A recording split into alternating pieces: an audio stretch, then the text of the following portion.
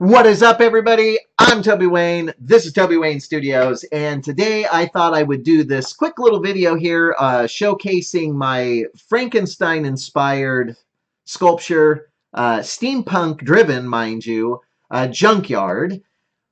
Let's see. So this piece was, I always wanted to do a Frankenstein-type character, and I felt that the time was right, so I jumped right in and started sculpting, and I knew that I wanted to kind of mesh Frankenstein with a junkyard or with a steampunk inspired theme. So what I did was I just went ahead and used, lots of bolts, and these are, when I was doing the sculpture, I used real bolts and all sorts of metal wires and stuff. This was an actual real ring. I'm not sure exactly what it was for. I got it at Home Depot, but it just looked really cool. These were real bolts. These are real bolts, and these are real copper wires. I knew I wanted to incorporate those.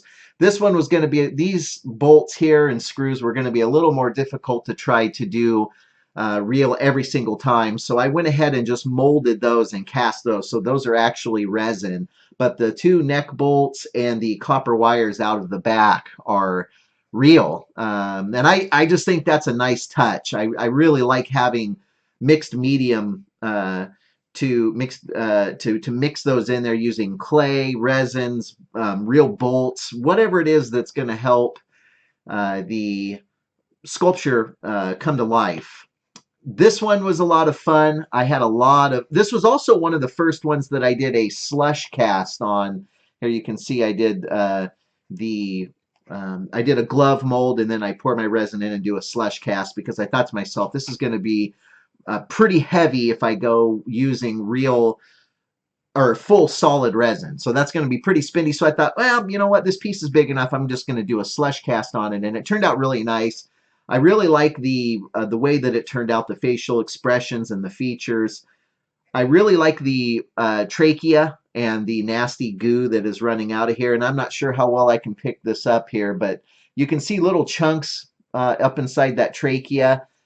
That is one of the things I love to use is oatmeal. It just makes this great vomit or nasty goo coming out of holes and tracheas and brains and all that good stuff. So oatmeal is what I use for that great little texture. And then once I get the oatmeal on there, I will actually seal it with a 5-minute epoxy to really lock it in place. And then I'll prime it and then paint it. So it's solid. It's not coming off of there. But this is my junkyard piece. I'm really happy with it. I just wanted to showcase it. I'm actually really happy with the modeling, the skin modeling on this one. I used an airbrush on this one, and for those of you that have followed me long enough to know, I'm not a massive fan of airbrushes, but maybe my airbrush is just a little old, so it kind of clogs and it'll throw out splatter that isn't meant to go there. But as Bob Ross would say, those are happy mistakes. So anyway, yeah, this is Junkyard. I just wanted to show you guys this sculpture that I did.